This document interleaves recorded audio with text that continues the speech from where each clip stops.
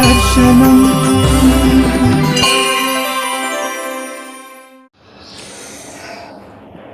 క్షయమాసము అనేది 2028 కీలకనామ సంవత్సరంలో మనకు మార్గశిరము క్షయమవుతున్నది.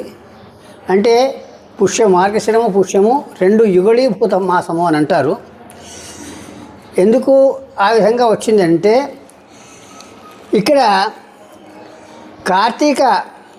నిజ కార్తీక మాసం అంటే యుగళి క్షయమాసానికి పూర్వము వచ్చేటువంటి మాసం ఏదైతుందో కార్తీక మాసం అదే అధిక మాసం అవుతుంది. దానికి అధిక మాసము కాగానే నిజమాసము, ఆ నిజమాసం కాగానే వెంటనే మనకు క్షయమాసం, ఈ విధంగా వస్తుంది. దానికి ఈ క్షయమాసం రావడానికి కారణం ఎందుకు వస్తుంది అంటే ఆ ఒక్క మాసంలోనే 2 సంక్రమణలు కలిగినాయి.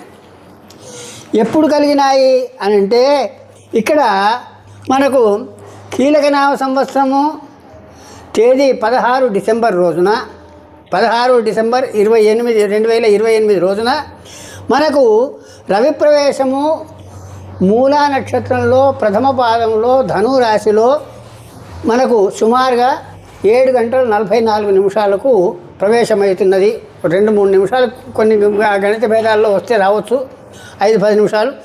అప్పుడు ఆ రోజు అమావాస్య ఎంతవరకు ఉన్నది అని అంటే 7 గంటల 29 నిమిషాల వరకు అమావాస్య ఉన్నది. తర్వాత ప్రవేశమైంది, మనకు పాడ్యంలో ప్రవేశమైంది. అమావాస్య వెళ్ళినాక పాడ్యమి ఘడియలలో ప్రవేశమైంది. పాడ్యమి ఘడియల్లో ప్రవేశమైన తర్వాత మళ్ళీ అమావాస్య తర్వాత ప్రవేశమైతే ప్రాబ్లం లేదు. కానీ మళ్ళీ అమావాస్య ఘడియలలోనే ఇక్కడ మనకు ప్రారంభమవుతున్నది. అది ఎప్పుడు అంటే ఈ యొక్క జనవరి 14వ తారీఖు అనుకుంటాను, 14 2029 కీలకనామ సంవత్సరంలోనే ఆ క్షయమాసము అనేటువంటి మార్గశిరం లుప్తమైంది. కాబట్టి ఆ యొక్క మాసంలోనే అమావాస్య నాడు అమావాస్య ఘడియలలోనే అక్కడ సూర్యుడు ప్రవేశించినాడు మకరంలోకి. ఇక్కడ ధనుస్సులోకి ప్రవేశించినాడు, అక్కడ మకరంలోకి ఎప్పుడు ఆ రోజు అమావాస్య ఎప్పటి వరకు ఉన్నదంటే రాత్రి 10 గంటల 11 నిమిషాల దాకా ఉన్నది. ఈ ప్రవేశం అనేది మధ్యాహ్నం 3 గంటల 39 నిమిషాలు. అంటే కొంత ఎంత భేదం వచ్చినా కానీ 10-20 నిమిషాలు భేదం వచ్చినప్పటికీ కూడా అమావాస్య గడియలలోనే. ఇక్కడ పాడ్యమి వ్యవస్థలో ప్రవేశం ఒకటి, ఇక్కడ అమావాస్య గడియల్లో ప్రవేశం ఒకటి, ఒకే మాసంలో 2 సంక్రమణలు జరిగినాయి. కాబట్టి ఇది మార్గశిరము పుష్యము యుగళీభూత మాసము అని అంటారు. ఈ విధంగా రావడానికి అయితే ఇక్కడ వచ్చింది. కాబట్టి దీనికి పూర్వము వచ్చేటువంటిది ఒక అధిక మాసం ఉంటుందంటే వెంటనే ఇంతకుముందు కార్తీక మాసము అధిక మాసం వచ్చింది. ఆ తర్వాత ఈ యొక్క పుష్యమాసం మార్గశిరం క్షయమైంది. కాబట్టి పుష్యం మాఘం పాల్గొన దాటితే చైత్రమాసం మళ్ళీ అధిక మాసం వస్తున్నది. సౌమ్యనామసం కీలక సౌమ్యనామ సంవత్సరము చైత్రమాసం అధిక మాసంతో మాత్రమే ఆరంభమవుతున్నది. దానికి అది కూడా మనకు ఆరంభం ఎట్లా వచ్చిందంటే దానికి ఫాల్గుణ మాసంలో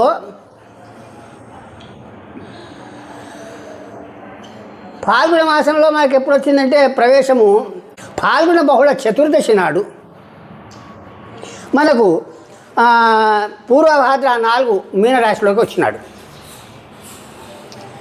గమనించాల్సి. అయితే ఫాల్గుణ మాసంలో వచ్చినాడు, మళ్ళీ నిజ చైత్రంలో వస్తున్నాడు. మళ్ళీ తర్వాత వచ్చే 30 రోజులకు ప్రవేశం లేదు దానికి.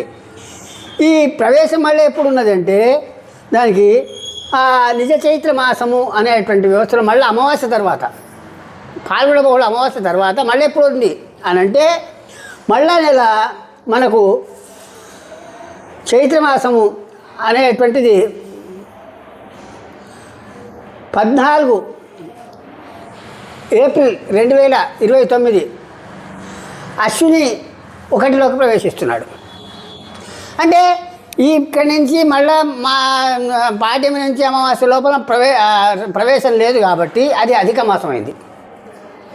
ఇక్కడ ఏమైంది, మార్గశిరము పుష్యము 2 ఒకే మాసంలో సంక్రమణలు జరిగినాయి. అది ధనుస్ సంక్రమణము మకర సంక్రమణం. కాబట్టి మార్గశిర పౌష్యము, ఇక్కడ క్షయము. అక్కడ ఫాల్గుణ మాసంలో బహుళ చతుర్దశి నాడు ప్రవేశమైండు, మళ్ళీ తర్వాత పాడ్యం నుండి అమావాస్యలాగా ప్రవేశం లేదు కాబట్టి అది అధిక మాసం అయింది. తర్వాత అమావాస్య తర్వాత ఘడియల్లో వచ్చింది కాబట్టి అది నిజమాసంగా తీసుకోవాలి.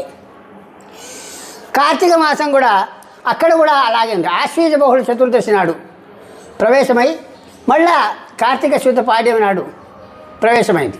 కాబట్టి ఇక్కడ కూడా పాడ్యం నుండి అమావాస్య లోపల ప్రవేశం లేకపోతే అధిక మాసం అని, పాడ్యం నుండి అమావాస్య లోపల 2 సంక్రమణలు ఉంటే క్షయమని చెప్పి ఈ విధమైనటువంటి నిర్ణయం విస్పష్టంగా మనకు గోచరిస్తుంది. ముందు కాలంలో కీలకనామ సంవత్సరంలో వచ్చేటువంటిది ఇలా ఉంటే గతంలో కూడా శోభకృత నామ సంవత్సరంలో ఇలాగే వచ్చింది. దానికి అప్పుడు మార్గశిరం పౌష్యమే వచ్చింది. దానికి ఆ విధమైనటువంటి వ్యవస్థలో అప్పుడు కూడా చైత్రమాసమే అధిక మాసం కూడా వచ్చింది. దానికి ఆ తర్వాత 1982, 83 అంటే దుందుభి నామ సంవత్సరంలో దానికి అప్పుడు మాఘమాసములు క్షయమాసాలు వచ్చినాయి. దానికి ఆ విధమైనటువంటి వ్యవస్థ సహజంగా తరచుగా ఈ క్షయమాసం అనేది రాదు. కానీ కొండొకచో 19 సంవత్సరాలకు కూడా రావచ్చు. అంటే మనకు 64 నుండి లెక్క పెడితే 82 వరకు లెక్క పెట్టినప్పుడు 83 లెక్క పెట్టినప్పుడు 19 సంవత్సరాలు అయింది. మళ్ళీ తర్వాత 19 సంవత్సరాలకి వచ్చిందంటే మళ్ళీ 30 సంవత్సరాలు దాటుతున్నది మనకి ఇక్కడ 34 సంవత్సరాలు సుమారుగా. కాబట్టి దీనికి నియమము లేదు అని చెప్పి గ్రంథకారులు చెప్తున్నారు. దానికి ఆ విధమైనటువంటి వ్యవస్థలో మనము ఈ యొక్క విషయాలను గ్రహించి ఇది ఎందుకు గ్రహించాలి అంటే మనం ఉన్నటువంటిది భారతదేశంలో నిత్యం కూడా ధార్మికమైనటువంటి వ్యవస్థలో వ్రత ధర్మాలన్నీ కూడా చక్కగా పాటించేటువంటి వ్యవస్థలో ఉన్నటువంటి వాళ్ళము. వీరికి మాత్రమే ఈ యొక్క అధిక మాసము క్షయమాసము అనేటువంటి విషయంలో బంధనం ఉన్నటువంటి వ్యవస్థ. దాన్ని ఎక్కడ ఆచరించాలి ఎక్కడ ఆచరించకూడదు అనేటువంటిది దానికి ఆ విధమైనటువంటి ఆచరించకూడదు అన్నప్పుడు దాన్ని వదిలిపెట్టాలని, ఆచరించవలే అని అన్నప్పుడు ఆచరించాలని చెప్పి విస్పష్టంగా ఉన్న తస్మాత్ శాస్త్రం ప్రమాణంతే అని చెప్పి అన్నారు. కాబట్టి జ్ఞాత్వా శాస్త్ర విధానోక్తం కర్మకర్తుమిహార్హసి అని అన్నారు. ఆ విధంగా కర్తవ్యమేవ కర్తవ్యం ప్రాణై కంఠగతైరపి అని అన్నారు. అకర్తవ్యం ప్రాణై కంఠగతైరపి అని అన్నారు.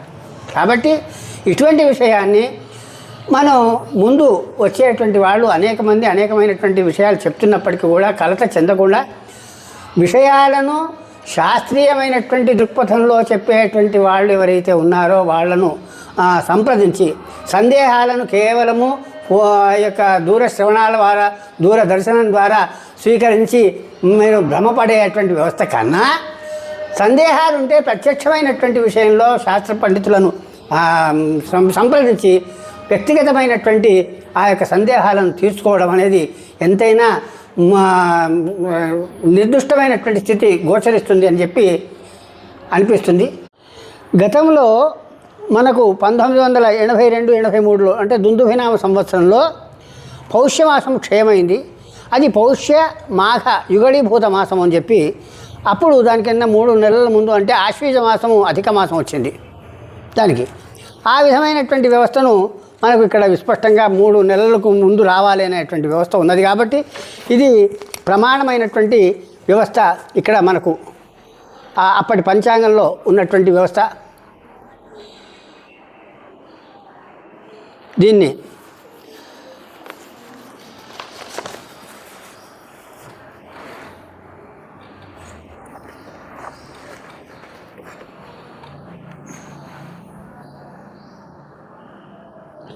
దీన్ని చక్కగా మనము గతంలో ఏదైతే మనం అనుసరిస్తూ వస్తున్నామో మనకు పెద్దలు చెప్పినటువంటి మార్గం ఏదైతే ఉన్నదో ఆ మార్గాన్ని మనం అవశ్యంగా మనం ఆచరించాలి అనేటువంటిది ఉన్నది కదా. ఆచార ప్రభవో ధర్మ అని అన్నారు, ధర్మస్య ప్రభు రక్షిత అని అన్నారు. కాబట్టి ఆచారమేవ శరణ్యం అని అన్నారు. కాబట్టి ఇక్కడ ఈ యొక్క చాంద్రమాన విధులను ఆచరించేటువంటి వాళ్ళు ఈ విధమైనటువంటి స్థితిని చక్కగా అవలోకించి నడుచుకున్న ఆ యొక్క పరమాత్మ యొక్క అనుగ్రహం తప్పకుండా పొంది శుభాన్ని పొందేటువంటి అవకాశం లభిస్తుంది. జ్యోతిషశాస్త్ర అనుసారమైనటువంటి విషయం ఒకటి విస్పష్టంగా గమనించాల్సినటువంటి అవసరం ఏమున్నదంటే క్షయమాసము అంటే ఏమిటి అని మనము విస్పష్టంగా తెలుసుకో. క్షయమాసం అంటే ఒకే మాసములో రెండు కూడి ఉన్నటువంటివి అని అర్థం. మార్గశిరము క్షయమైందంటే తర్వాత పుష్యం ఉన్నది అంటే మార్గశిరము పుష్యము ఏకభావముగా గుర్తించాలి. దానికి 2 నెలలు కలిపి ఒకే నెలగా గుర్తించాల్సినటువంటి అవసరం ఉంటుంది. దానికి సుమారుగా మనం ఎలా అవగాహన చేసుకోవాలంటే, ఒక తిథి క్షయమవుతుంది, ఏకాదశి ఉపరి ద్వాదశి అంటాం, మళ్ళీ తెల్లారి త్రయోదశి వస్తుంది. మరి ద్వాదశి ఎక్కడ పోయింది అంటే ఆ రోజులోనే ఉన్నది ద్వాదశి అంతా దానికి. అలాగే క్షయమాసము అనేటువంటి వ్యవస్థ వచ్చినప్పుడు కూడా మార్గశిరము క్షయమవుతున్నది అని అంటే మార్గశిరము పుష్యము 2 కూడా ఒకటిగానే లెక్క పెట్టాలి. పుష్యము క్షయమవుతుందంటే పుష్యము మాఘము 2 ఒకటిగానే లెక్క పెట్టాలి అనేటువంటి విధానంగా ఆ విధమైనటువంటి స్థితిని గుర్తించాలి. అధిక మాసము అంటే మనకు అర్థమైనటువంటిదే. అధిక మాసము నిజమాసము అని చెప్పి 2 మాసాలు కూడా ఉంటాయి. అవి 60 దినాత్మకమైనటువంటిది. 60 మాసములు కలిస్తే 60 రోజులు కలిస్తే ఒక మాసం అని చెప్పి అధిక మాసానికి ఉంటే, క్షయమాసానికి 30 దినములు, 2 మాసాలు 30 దినములే దానికి. అవి శుద్ధ ప్రతిపద నుండి అమావాస్య వరకు కూడా ఒకే రీతిగా ఉంటాయి. అయితే వాటిలలో పితృకార్యాలకు మళ్ళా తర్వాత జన్మ వ్యవస్థకు మృతి వ్యవస్థకు తీసుకునేటువంటి విధానం అది వేరుగా ఉంటుంది. అది మనం ఇక్కడ విస్తారంగా చెప్పుకునేటువంటి అంశం కాదు. దాని గురించినటువంటి పండితులను ఆశ్రయించి విస్తారంగా ఆ యొక్క పంచాంగం ప్రచురించినప్పుడు దాంట్లో విస్పష్టం చేస్తారు, లేకపోతే పండితులను అనుసరించి అవి తెలుసుకోవాల్సినటువంటి అంశం. అయితే ఇక్కడ ఏమిటంటే సూర్య సిద్ధాంతంగా వచ్చినటువంటి ఏ నిరైన తిథ్యాదులు ఉన్నాయో వాటి వలననే మనము శ్రౌత స్మారక కర్మలు ఆచరించాలని చెప్పి విస్పష్టంగా ఉన్నటువంటి స్థితి. ఆశయ గ్రంథాలన్నీ కూడా ఈ విధంగా అంటే గణకానందాది గ్రంథముల వల్లనే మన పూర్వులు పంచాంగం చేస్తూ వస్తున్నారు. కాబట్టి సూర్య సిద్ధాంతంలో చెప్పినటువంటి వ్యవస్థ ఏమున్నది? ప్రత్యహం తిథి నక్షత్ర యోగస్వానయనే విదు అబీజ సంస్కృతో గ్రాహ్యో గ్రహణాలు సబీజక అనేటువంటి విషయం ఉన్నది. కాబట్టి దృక్తుల్య చంద్రుని వలన తిథ్యానయనం చేయకూడదు అనేటువంటి ప్రమాణములు సూర్య సిద్ధాంతంలో విస్పష్టంగా ఉన్నది. నక్షత్రగ్రహయోగేషు గ్రహ అష్టోదయ సాధనే శృంగోన్నతౌ తు చంద్రస్య దృక్కర్మాదావిధం స్మృతం అని. ఇది యంత్రవేదాధినా జ్ఞాతం యద్బీజం దానికి. ఆ విధంగా గ్రహణాది పరీక్షేత తిథ్యాది కేచన కదాచన. తిథ్యాలు అంటే నిత్యకృత్యం మనం వాడుకునేటువంటి ఏ తిథ్యాదులు ఉన్నాయో ఆ తిథ్యాదుల యందు మాత్రము ఈ యొక్క దృక్ సంస్కారం చేయని అబీజ సంస్కృతగ్రాహ్య ఈ యొక్క బీజ సంస్కారం లేనటువంటిది మనం స్వీకరించాలని విస్పష్టంగా ఉన్నది. కాబట్టి ఈ జ్యోతిష్ సిద్ధాంత సంగ్రహ బీజాధికారము చంద్రస్ఫుటాధికారము అనేటువంటి వ్యవస్థను చూస్తే ఈ విషయం పండితులకు నివృత్తి అవుతుంది, సందేహ నివృత్తి అవుతుంది. సాయన గ్రహాలు దృక్తుల్య గ్రహాలు కనుక ఈ విధమైనటువంటి వ్యవస్థ వచ్చినప్పుడు దాంట్లో కొంత భేదం వచ్చేటువంటి అవకాశం ఉంటుంది. దానికి దక్షిణాయన పుణ్యకాలము ఉత్తరాయణ పుణ్యకాలము ఈ మధ్యలో చాలామంది కూడా మనకు ఒక వేదిక మీదకి వస్తున్నది ఏమిటంటే డిసెంబర్ 21 నాడే 22 నాడే ఉత్తరాయణ పుణ్యకాలం వస్తుంది, మీరు చేసేది జనవరి 14, 15 అది కరెక్ట్ కాదు అని అంటున్నారు. దానికి ఎందుకంటే అది సాయనంతో కూడుకున్నటువంటిది కాబట్టి అది అప్పుడే వస్తుంది. కానీ వ్రత ధర్మాధికాలకు వచ్చేటువంటి అంశం కనుక వచ్చినప్పుడు దానికి సూర్య సిద్ధాంతాన్ని స్వీకరించాలి అని అన్నారు. సూర్య సిద్ధాంతాన్ని స్వీకరించాలి అని అన్నప్పుడు బాణవృత్తి రసక్షయ అనేటువంటి దానితో మాత్రమే స్వీకరించాలి.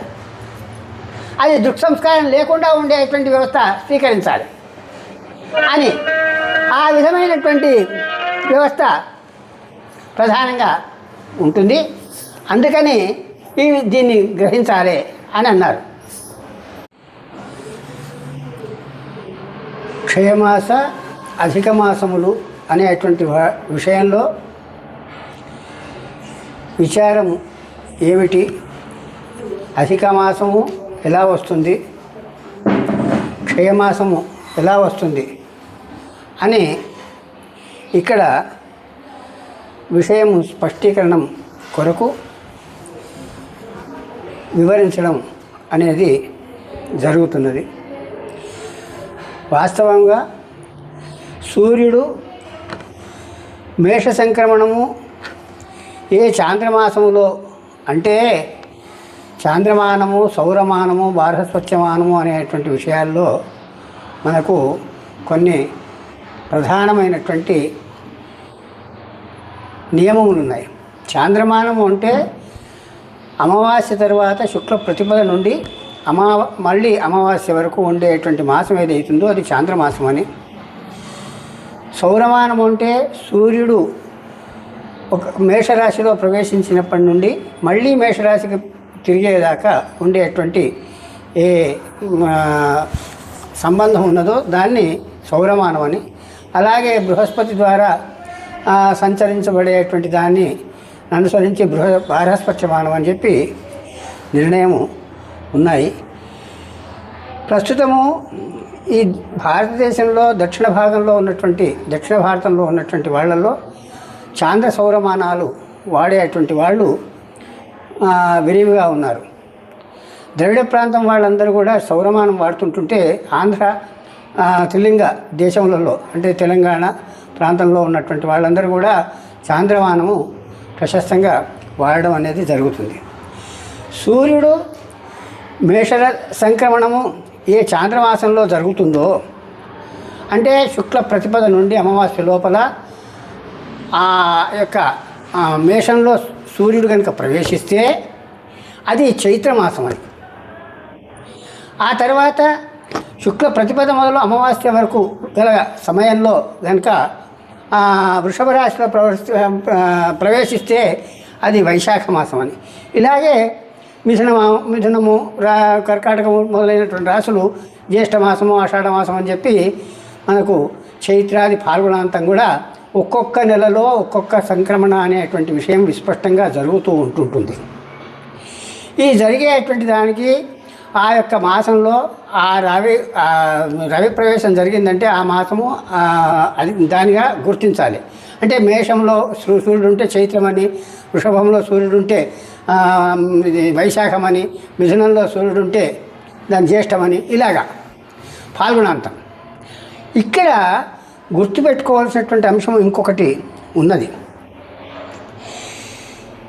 శుక్లపక్షంలో పూర్వము ఉన్నటువంటి రాశి సంక్రమణము ఆ తర్వాత సంక్రమణము రెండు కలిస్తేనే ఆ మాసంలో ఉంటుంది. అంటే చైత్రమాసంలో పూర్వ సంక్రమణమును అనుసరించి మాత్రమే దీంట్లో వస్తాడు.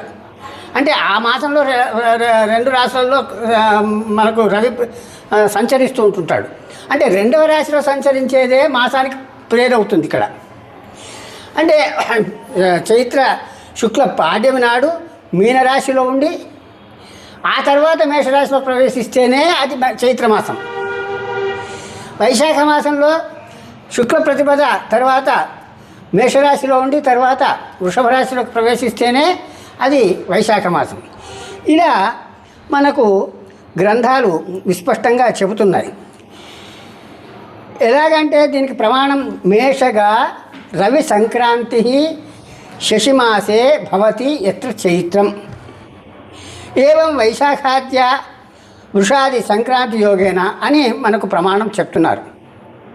దానికి ఈ విధంగా బ్రహ్మ సిద్ధాంతంలో ఏం చెప్తున్నాడు అంటే మేషాదిస్తే సవితరి యోయో మాస ప్రపూర్యతే చంద్ర. అంటే ఆ మాసంలో ఆ యొక్క రవి మేషంలో ఉన్నప్పుడు చివరి దాకా ఉన్నాడా ఉంటే అది మాత్రమే పూర్తి అయినటువంటి ఆ మాసం పూర్తిగా ఉన్నట్టు లెక్కగా తీసుకోవాలి. చైత్రాద్యా సజ్ఞేయ పూర్తి ద్విత్రే అధిమాసో అంత్య అని. ఈ విధంగా ఒక మాసములో కనుక సంక్రమణము జరగలేదు, జరగనప్పుడు ఏమిటి అంటే అది అధిక మాసము అని అన్నారు. ఆ విధంగానే ఇంకొక సమయంలో ఒకే రాశి ఒకే మాసములో రెండు సంక్రమణలు జరుగుతాయి. అప్పుడేమిటి అది క్షయమాసము అని అన్నారు. ఈ విధంగా అధిక మాసము క్షయమాసము అని చెప్పి నిర్ణయం పెద్దలు చేసినారు. వ్యాసుడు అంటాడు కదా, మీనాదిస్తో రవిర్యేషాం ఆరంభ ప్రథమే క్షణే. అంటే ప్రతిపదిలో మీనారాశిలో కనుక సూర్యుడుండి భవంత్యభేద చాంద్రమాసా చైత్రాద్యా ద్వాదశస్కృత, ప్రథమంలో మీనంలో ఉంటాడు కానీ తర్వాత మేషంలోకి వస్తాడు అని అర్థం. అలాగే వైశాఖ మాసంలో ప్రథమంలో మేషంలో ఉంటాడు, ఆ తర్వాత వృషభానికి వస్తాడు అని ఈ విధంగా వ్యాసుడు చెప్పినాడు. తర్వాత ఈ ద్వాదశ రాశులలో కూడా ఇదే విధమైనటువంటి క్రమం జరుగుతుంది. మేషాదయో ద్వాదశస్యు చైత్రాదిషు యథాక్రమం క్షయాధికేషు ఆగతేషు, క్షయం కానీ అధిక మాసం కానీ వచ్చినట్టయితే ఈ నియమము ఉండదు. ఇప్పుడు చెప్పినటువంటి నియమం ఏదైతుందో ఆ నియమం ఉండదు. ఎందుకంటే శుక్ల ప్రతిపద నాడు మీనంలో ఉండి తర్వాత మేషంలోకి వస్తాడు అని అంటే అధిక మాసం వచ్చినప్పుడు అట్లా ఉండదు. ఎందుకంటే అమావాస్య నాటికే ప్రవేశిస్తాడు, మళ్ళీ తర్వాత అమావాస్యలు ప్రవేశిస్తాడు కాబట్టి అప్పుడు ప్రారంభంలోనే ఉంటాడు. అంటే ఈ నియమము అక్కడ వర్తించదు అని ఆ యొక్క మహాభారతంలో చెప్పినటువంటి వ్యాఖ్యానం అది. కశ్యపుడు అంటాడు కదా, సంక్రాంతయస్యుర్మేషాద్యా చైత్రాదిషు యథాక్రమాత్ నియమో న భవేత్ తత్ర అధిమాసే సమాగతే. అధిక మాసము ఈ విధమైనటువంటి వ్యవస్థల్లో నియమము లేదు నాయన. సహజమైనటువంటి నియమం ఇదే. ధర్మము అనేటువంటిది 2 రకాల ఉంటుంది, 3 రకాల కూడా. ధర్మము, స్థూల ధర్మము, సూక్ష్మ ధర్మము, సూక్ష్మ ధర్మము అని విధానాలు కూడా ధర్మాల్లో ఉంటాయి. కాబట్టి ఈ విధమైనటువంటి అధిక మాసము వచ్చినప్పుడు, క్షయమాసం వచ్చినప్పుడు ఈ నియమాలు వర్తించవు అని అన్నారు. వశిష్ఠుడు కూడా అదే మాట మాట్లాడతాడు. చైత్రాది మాసేషు యథాక్రమేణ మేషాదయా ద్వాదశ రాశేషు న్యూనాధివాసేషు యమాగతేషు చిరంతి తేభ్యో నియతం వినాపి, నియతం లేకుండా వాళ్ళు నడుస్తుంటుంటారు. ఈ విధంగా కశ్యపుడు చెప్పినటువంటి విషయం ఏమిటంటే, మీనమున రవి ఉండగా చాంద్రమాస ప్రారంభ తిథి ప్రతిపత్తు, మరి అదే మాసమున అమావాస్య వరకు అది పరిపూర్తిగా ఉన్నట్టయితే, అంటే మేషమున రవి ఉండగా చైత్రమాసము స్పష్టమని చెప్పి మనం తెలుసుకోవాలని చెప్పి ఇంతకుముందు చెప్పినటువంటి విషయమే. దానికి అది శుద్ధమాసం. పూర్వరాశితో ప్రారంభమై తదుపరి రాశి యందు పరిపూర్ణత కలిగితే అది శుద్ధమాసం. ఇక్కడ గుర్తించాల్సినటువంటి వ్యవస్థ, పూర్వరాశితో ప్రారంభమై తదుపరి మాసంతో సమాప్తమైతే అది శుద్ధమాసం. ఈ రాశితో ప్రారంభమై తదుపరి రాశితోటి కనుక సమాప్తం వచ్చినట్టయితే అక్కడ అధిక మాసం వచ్చేటువంటి అవకాశం ఉంటుంది అని అంటాడు. ఆ విధంగా శుద్ధ లక్షణం అని ఈ విధంగా చెప్పినారు. క్షయాధిక మాసముల యందు ఈ విధమైనటువంటి లక్షణము వేరుగా ఉంటే, అంటే శుక్ల ప్రతిపాద ఆది దర్శాంతం అంటే అమావాస్య వరకు సూర్య సంక్రమణం లేకపోతే అధిక మాసం అని చెప్పి అనుకున్నాం. అదేవిధంగా శుక్ల ప్రతిపదాది దర్శాంత మధ్యమున రవి సూర్యుడు 2 సంక్రమణలు అంటే పాడ్యం నాడు ఒక రాశిలో సంక్రమిస్తాడు, అమావాస్య నాడు ఒక రాశిలో సంక్రమిస్తాడు. అంటే ఒకే నెలలో 2 సంక్రమణలు జరుగుతున్నాయి. అప్పుడు అది క్షయమాసము అని ఆ విధమైనటువంటి వ్యవస్థలో స్మృత్యంతరమున ఏం చెప్తారంటే ఈ విషయము దీన్ని ఎట్లా వ్యాఖ్యానం చేస్తారు. ఆజ్యో మలిమృషో జ్ఞేయ, దానికి ద్వితీయ ప్రాకృత స్మృత ఏం షష్ఠిదినో మాస తదర్థంతో మలిమృష. అధిక మాసాన్ని మలిమృష మాసము అని అంటారు, దానికి ప్రాకృతము అని అంటారు. దానికి 2 అధిక మాసాలు వచ్చినప్పుడు దానికి ఆ విధంగా అధిక నిజమాస 2 కనుక ఉన్నట్టయితే దాన్ని షష్ఠి దినాత్మకమైనటువంటి మాసంగా, 30 దినాత్మకమైనటువంటి మాసము కాదు, షష్ఠి దిన మాసంగా మనం తీసుకోవాలి. ఆ షష్ఠి దిన మాసంగా ఎందుకు తీసుకోవాలి అని అంటే, ఆ షష్ఠి దిన మాసంలో పూర్వార్ధంతో పరిత్యజ్య ఏం షష్ఠి దినో మాస కథితో బాదరాయణై పూర్వార్ధంతో పరిత్యజ్య కర్తవ్యాచ ఉత్తరే క్రియ. అధిక మాసంలో శుభాది కర్మలు ఏమీ చేయకూడదు, ఒక పితృకర్మలు తప్ప. దానికి ఆ విధంగా మరి శుభకర్మలు అంటే నిజమాసంలో చేయవచ్చు అని దానికి మలిమృషము అనేటువంటి పేరు పెట్టినారు దానికి. ఇక్కడ దేవకార్యము పితృకార్యాలు అంటే అధిక మాసంలో కొన్ని దైవ కార్యాలు చేస్తుంటుంటాం మనం. పితృకార్యాలు కూడా అవశ్యంగా చేయవలసిందే దానికి. దాన్ని మాత్రం ఆపడానికి అవకాశం లేదు దానికి. మిగతా శుభకార్యాలు మాత్రం చేయడానికి వీల్లేదు అని విస్పష్టంగా చెప్తున్నాడు. ఇత్యాదిన షష్ఠిదినాత్మకస్య మాసస్య పూర్వార్థ అధిమాస. పూర్వార్థం అధిక మాసం అంటారు దాన్ని. ఉత్తరార్థం ప్రాకృతం. 60 రోజులలో 30 రోజులు అధిక మాసం, తర్వాత 30 రోజులు నిజమాసం అనేటువంటి భావం. ఇత్యనేన శుద్ధమాస ఇది చ అవగమ్యతే. ఏతాదృశ మలమాసౌ ద్వివిధౌ. ఇవి 2 రకాలు ఉంటాయి ఈ మలమాసాలు అని అన్నారు. దాంట్లో సిద్ధాంత శిరోమణిలో ఏం చెప్తున్నాడు, అట్లనే గర్గుడు కూడా ఈ 60 మాసములు అనేటువంటిది వ్యాసుడు ఎట్లనే చెప్పినాడు కదా, పూర్వార్థమును వదిలి పరార్థమును దేవపితృకార్యం చేయాలని. అట్లా ఈ పూర్వార్థాన్ని అధిక మాసమని ఉత్తరార్థాన్ని రాకడం అంటే శుద్ధ మాసమని మనం గ్రహించాలి. ఈ విధమైనటువంటి అధిక మాసములు 2గా ఉంటాయి. అసంక్రాంతి మాసోధిమాస స్ఫుటం స్యాత్, అది స్పష్టమైనటువంటిది దానికి. ద్విసంక్రాంతి మాస క్షయాఖ్య కదాచిత్, అంటే క్షయమాసం అనేది ఎప్పటికీ రాదు. అధిక మాసం అనేది దానికి ఒక నిర్ణయం ఉన్నది. ఎందుకు 30 నెలల నుండి 36 నెలల మధ్యలో వచ్చేది మాత్రమే అధిక మాసము. అది ఎందుకు అనేటువంటి విషయం కూడా ముందు మనకు చెప్పబడుతుంది. క్షయ, ఈ క్షయమాసం అనేది ఎట్లా వస్తుంది, ఎప్పుడు వస్తుంది అంటే క్షయమాసం అట ఎప్పుడు వచ్చినప్పటికీ కూడా కార్తీక మాసము నుండి పాల్గొనాంత మాసంలో వస్తుంది. క్షయ కార్తీకాదిత్రయే నా అన్యత స్యాత్. అంటే కార్తీకం దగ్గర నుండి, అంటే కార్తీకము మార్గశిరం పుష్యం, అంటే మార్గశిరం పుష్యం మాఘం కూడా అనుకుందాం మనకు దానికి. అంటే కార్తీకానికి పూర్వం 3 నెలల ముందు, కార్తీకానికి తర్వాత 3 నెలలకు తర్వాత ఈ యొక్క అధిక మాసం వచ్చేటువంటి అవకాశం ఉంటుంది. అట్లా వచ్చినప్పుడే మాత్రమే క్షయమాసం వస్తుంది దానికి.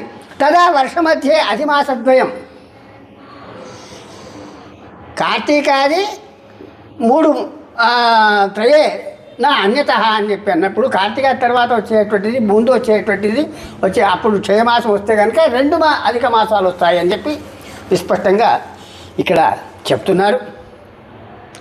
అందుకని ఇక్కడ ఈ భావము విస్పష్టంగా మనకు కనపడుతుంటే ఏ మాసము సంక్రమణ రహితము అది అధిక మాసమని, అది అదేవిధంగా శుద్ధ ప్రతిపదాది అమావాస్య మధ్యమున స్పష్టమానము కనుక ఉన్నట్టయితే, అంటే దాంట్లో 2 సంక్రమణలు కలిగింటే దానికి అది ఆ మాసంలో అది క్షయమాసం అని చెప్పి చెబుతుంటున్నారు. ఒక అధిక మాసము క్షయమాసమునకు పూర్వ పరములందు 3 మాసాలు వ్యత్యాసం ఉండవచ్చు. ఒకే మాసం ఉండొచ్చు, 2 మాసాలు ఉండొచ్చు, అంటే అంతకన్నా ఎక్కువ ఉండదు అని అర్థం సామాన్యంగా. ఆ విధంగా ఏకస్మిన్ వత్సరే స్యాతాం, ఒకే సంవత్సరంలో దానికి 2 మాసా అధిమాసికౌ పూర్వో మాసస్తు సంసర్ప చ ఉత్తరస్తు అధికో భవేత్. దీంట్లో ఈ మాసములకు కొన్ని పేర్లు పెట్టినారు దానికి. క్షయమాసానికి పూర్వం వచ్చేటువంటి అధిక మాసాన్ని ఏదైతే ఉన్నదో సంసర్పము అనేటువంటి పేరుతోటి పెట్టినారు దానికి. తర్వాత వచ్చేదానికి అధిక మాసము అని పేరు పెట్టుకున్నారు. ఈ యొక్క క్షయమాసానికి అంహస్పతి అనేటువంటి పేరు పెట్టుకున్నారు. ఆ విధంగా బార్హస్పత్యం అనేటువంటి దాంట్లో ఏ మాసమున సంక్రాంతి లేకున్నా కానీ, 2 సంక్రాంతులు ఉన్నా కానీ సంసర్ప, అంహస్పతి, అధిమాసములు అనేటువంటివి ఉంటాయి. అవి నింజములు, అంటే శుభకార్యాదులకు పనికిరావు, అవి ఖచ్చితంగా తప్పకుండా వదిలిపెట్టవలే అని. వాని మధ్యలో ఉండే పూర్వమాసము, దానికి కొంతమంది ఏంటంటే ఆ పూర్వమాసానికి అభ్యంతరం లేదు, తర్వాత వచ్చేదానికి అభ్యంతరము అని కొంతమంది అంటున్నారు. కానీ ఆధునికులు అది సరి అయినటువంటిది కాదు అనేటువంటి విషయం విస్పష్ట. పూర్వమాసం కూడా అదే సమానము, అది మాసం 2 సమానమే. మలమాసం అని అన్నప్పుడు మలము అంటే త్యాగము అని అర్థం. మలము ఇత్యర్థ త్యాగ దానికి. ఆ విధంగా ఆ విధంగా ఈ సిద్ధాంత శిరోమణి యందు ఈ విధమైనటువంటి వ్యవస్థ ఏం చెప్పినారంటే గతంలో ఇప్పటి శాలివాహన శకమందు 124 1115 1256 1396 వర్షములు శక సంవత్సరాలు దానికి అప్పుడు క్షయమాసములు వస్తున్నాయని చెప్పి అప్పుడు వాళ్ళు ఇచ్చినారు. అదే భవిష్యత్ కాలంలో కూడా 141 సంవత్సరాల అనంతరము బహుశా 19 సంవత్సరాలు కూడా కావచ్చు అని చెప్పి కాలాంతరం పర్యంతం కూడా క్షయమాసం రావచ్చు అని చెప్పి వాళ్ళు సూచనప్రాయంగా చేసి ఇప్పుడు ఎందుకు కొంతమంది చేస్తున్నారు కదా 1000 సంవత్సరాలకు కూడా ఇది చంద్రగ్రహణాలు మన సూర్యగ్రహణాలు 10,000 సంవత్సరాలకి ఎవరికి అవసరమయ్యా. కానీ కొన్ని ఇటువంటి విషయాలు సూచనప్రాయంగా మనకు పెద్దలు చెప్పినారంటే వాళ్ళు మహర్షులు, వాళ్ళు దార్శనికులైనటువంటి వాళ్ళు చెప్పేటువంటిది సత్యమవుతుంది. దానికి వాళ్ళు ఋషిప్రోక్తములైనటువంటిది వాళ్ళు అనుష్ఠాన శక్తితోటి వాళ్ళు అవన్నీ కూడా గ్రహించి చెప్పగలుగుతారు. కానీ ఇప్పుడు చెప్పేటువంటివి ఇది సిద్ధమైనటువంటి వ్యవస్థ ఉండాలనేటువంటి నియమం మాత్రం లేదు దానికి. అట్లా ఈ విధమైనటువంటి కొన్ని ఈ మాటలు పట్టుకొని అట్లా వాళ్ళు అట్లా ఉన్నారు కదా, అది ఇట్లా తీసుకోవద్దు అని చెప్పి కొన్ని మనకు ప్రతిబంధ రూపమైనటువంటి వ్యవస్థలు మాట్లాడుతున్నారు. దానికి ఏదైనప్పటికీ కూడా ఈ యొక్క మనకు ఈ అధిక మాసం కానీ క్షయమాసం కానీ దానికి ప్రాధాన్యత అయినటువంటి వ్యవస్థ ఏమిటంటే పంచాంగ గణనము, సూర్య సిద్ధాంతము. ఇది ఒకప్పుడు దృక్సిద్ధాంతంలో సిద్ధం కాకపోవచ్చు. ఎందుకంటే సూర్య సిద్ధాంతంలో బాణవృద్ధి రసక్షయ అనేటువంటి మార్గం విస్పష్టంగా ఉన్నది. ఘడియలు 5 ఘడియలు పెరుగుదలలో ఉండాలంటే తిదిగి క్షయంలో 6 ఘడియలు ఉండాలి. అటువంటి సూర్య దృక్సిద్ధాంతంలో వాళ్ళు ఏం చెప్తారు, దానికి సప్తవృద్ధి దశక్షయ అని చెప్తారు.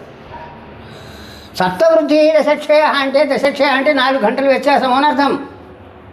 ఒక తిథికి కనుక 4 గంటల వ్యత్యాసం ఉంటే ఈరోజు తిథి ఉండదు, రేపు తిథి ఉండదు. అటువంటిప్పుడు ఈ ఈ యొక్క రవి ప్రవేశంలో కూడా వ్యత్యాసం వచ్చేటువంటి అవకాశాలు ఉంటాయి.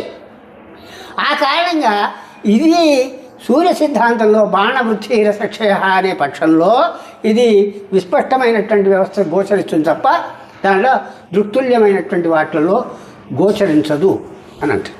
మరి అయినప్పుడు అది వాడకూడదు. అది దానికి ఎందుకు ప్రాధాన్యత అంటే దృక్తుల్యతాం గ్రహా అనే దేని కొరకు సిద్ధాంత గ్రహచారేణ వ్రత ధర్మాధికం చరేత్, దృక్సిద్ధ గ్రహచారేణ హోరా ఫలముదీరేత్, ప్రత్యహం తిథి నక్షత్ర యోగస్వానే విదు అబీజ సంస్కృతో గ్రాహ్య గ్రహణాదౌ సబీజక అని చెప్పి అన్నారు. గ్రహణాలు వక్రత్యాగాలు కుజాది పంచగ్రహాల విషయంలో దానికి ఆ యొక్క ఉదయాస్తమయాలు మొదలైనటువంటి వాటన్నిటికీ కూడా దృక్ సంస్కారము చేసినటువంటి గ్రహాలనే స్వీకరించాలి అని వాటికి మాత్రం దృక్ సంస్కారం తప్పకుండా చేయవలే. ఒక తిథి విషయమై వచ్చినప్పుడు సూర్యచంద్రులకు దృక్ సంస్కారం చేయకూడదు అని చెప్పి విస్పష్టమైనటువంటి వాక్యాలు మహర్షులు మనకు బోధించినారు. ఈ విషయమై గతంలో కూడా 4-5 సార్లు మనం చెప్పుకోవడం జరిగింది. మన దర్శనం పత్రికలో కూడా దీని గురించినటువంటి వ్యాసం రాయడం జరిగింది. అందరికీ కూడా తెలిసినటువంటి విషయం. పునరుక్తి అన్నట్టు మళ్ళా దాని గురించి మాట్లాడుకోవడం అనేది కేవలం కాలక్షేపం కొరకు చేయవలసినటువంటి అంశమే. అంటే ఇక్కడ మనం తీసుకోవాల్సినటువంటి అవసరం ఏమిటి అని అంటే ధర్మశాస్త్రము ఏదైతే చెప్పిందో ఆ ధర్మశాస్త్రాన్ని మనం అనుసరించాలి. దానికి ఆ విధమైనటువంటి తస్మాత్ శాస్త్రం ప్రమాణంతే అని అన్నారు కదా. దానికి ఆ విధమైనటువంటి విషయంలో ఇది తీసుకోకూడదు అనేటువంటి వ్యవస్థలో ఎక్కడ కూడా మన పదం కనబడతలేదు. కాబట్టి సిద్ధాంత సార్వభౌమంలో ఏం చెప్తాడు కదా, అధిక మాసద్వయము గణితాగతంగా ఉన్న దగ్గర అక్షయమాసమునకు ముందు పూర్వమున గణితాగత అధిక మాసము ఇతర సాధారణ అధిక మాసముల వల్లనే గుర్తించాలి. పూర్వం దాని సంసర్పము అంటే అది మామూలుగా అశ్వయుజ మాసం అధిక మాసం వచ్చింది అంటే నిజమాసం అంటే అధిక మాసము దేవతా కార్యాలకు వాడుకోవాలి, శుభకార్యాలకు కూడా వాడుకోవచ్చు. వ్రత ధర్మాలకు వాడుకోవచ్చు అని కొంతమంది వ్యాఖ్యానం చేస్తున్నారు. అది అలా కాదు అని అంటున్నాడు దానికి ఇక్కడ సిద్ధాంత సార్వభౌమంలో దానికి. కాబట్టి ఈ విధమైనటువంటి వ్యవస్థలో చెప్తున్నటువంటి వాళ్ళు ఎవరైతే ఉన్నారో అటువంటి వాళ్ళ వ్యాఖ్యానాలను మనం స్వీకరించలేదయ్యా అనేటువంటి విషయాలు పెద్ద ఎల్లయ్యాచార్యులు మొదలైనటువంటి వాళ్ళు ఇవన్నీ కూడా చెప్పినటువంటి విషయం ఉన్నది. అంతేకాదు హేమాద్రి, వీరమిత్రోదయము, జయసింహ, కల్పద్రుమాది ప్రాచీన గ్రంథంలో ఏవైతే ఉన్నాయో అవన్నీ కూడా శ్రాద్ధాది విషయమై మాత్రమే అది తీసుకోవాలి అని కామ్యవ్రతాదులందు అది మలమాసంగా, అధిక మాసం అంటే మలమాసంగా స్వీకరించవలసిందే తప్ప ఇంకొకటి కాదు అని విస్పష్టంగా చెప్పినాడు. యస్మిన్ వత్సరే ద్వావధివాసౌ పతితౌ ఆద్య అధిక మాస సంసర్ప సంజ్ఞక ద్విసంక్రాంతి రూప చాంద్ర క్షయ మాస అంహస్పతి సంజ్ఞక అంహస్పత్యనంతర మాస అధిక మాస సంసర్పక్షయాది మాసేషు త్రిషు వివాహాది మంగళ కార్యాన్ని వర్జ్యాని. అంటే క్షయమాసానికి పూర్వం వచ్చే అధిక మాసము, తర్వాత వచ్చే అధిక మాసము కూడా క్షయమాసం. ఈ మూడింటిని కూడా మంగళ కార్యాదులు చేయకూడదు అని ఈ విధంగా చెప్పినాడు. మాధవాచార్యుల వారు కూడా ఇదే మాట అంటున్నారు. అసంక్రాంతావేక వర్షే దౌచే సంసర్ప ఆదిమ క్షయమాసో ద్విసంక్రాంత నచాంహస్పతి సౌకిక త్రైస్త్యాజ్య వివాహదో అని చెప్పి ఆ యొక్క మాధవాచార్యుల వారు కూడా ఈ విషయమే చెప్పబడింది. కాబట్టి ఇటువంటి విషయమై మనకు ఈ యొక్క అధిక మాసము, క్షయమాసము అనేటువంటి విషయము ఈ విధమైనటువంటి వ్యవస్థ వస్తుంది. ఇది కేవలము బాణవృద్ధి రసక్షయము అనేటువంటి దాన్ని స్వీకరించినటువంటి ఏ మనకు గ్రంథాలు, పంచాంగ గణిత గ్రంథాలు ఉన్నాయో, పూర్వాచార్యులు మనకు సూచించినటువంటి గ్రంథాలు ఉన్నాయో ఆ గ్రంథాల ఆధారముగా మాత్రమే మనము ఈ విధమైనటువంటి దాన్ని స్పష్టంగా గోచరిస్తుంది. అటువంటిది మనకు ఇప్పుడు 2028లో కీలకనామ సంవత్సరంలో దానికి క్షయమాసం అనేది ఒకటి వస్తుంది. అది మార్గశిరము, పుష్యము క్షయం అవుతున్నది. దానికి కార్తీకము అధిక మాసం అవుతున్నది. దానికి ఆ విధమైనటువంటి వ్యవస్థను మళ్ళీ తర్వాత వచ్చేది కీలక తర్వాత వచ్చేటువంటి సంవత్సరంలో చైత్రమాసం అధికంగా వస్తుంది. ఫాల్గుణ మాసం రావడం లేదు, దానికి చైత్రమాసం అధికం వస్తుంది. అంటే అధిక మాసం చైత్రంతో ప్రారంభమవుతుంది. ఈ అధిక మాసం చైత్రంతో ప్రారంభమైంది 1964లో శోభం కృత్నామ సంవత్సరంలో జరిగినటువంటి వ్యవస్థ కూడా మనకు ప్రమాణంగా ఉన్నది 1964లో దానికి. అట్లా 1987లో కూడా మనకు క్షయమాసం అనేది వచ్చింది. దానికి ఈ విధమైనటువంటి వ్యవస్థ మనం గుర్తించాల్సినటువంటి అవసరము ఉన్నది. దాని విషయంలో యద్యద్ ఆచరతి శ్రేష్ఠ తత్తదేవేతరో జనా అనేటువంటి వ్యవస్థను అనుసరించి పెద్దలు చెప్పినటువంటి నడిచినటువంటి మార్గం ఏదైతుందో ఆ మార్గాన్ని మనం అందరం కూడా నడవాలని చెప్పినారు. కాబట్టి ఆ విధమైనటువంటి వ్యవస్థలో ఇతరమైనటువంటి సందేహాలకు తావు లేకుండా ముందుకు నడిపించుకునేటువంటి వ్యవస్థ చేయడము అంతా కూడా శుభాన్ని కలిగిస్తుంది అనేటువంటి వ్యవస్థను గ్రహించవలే.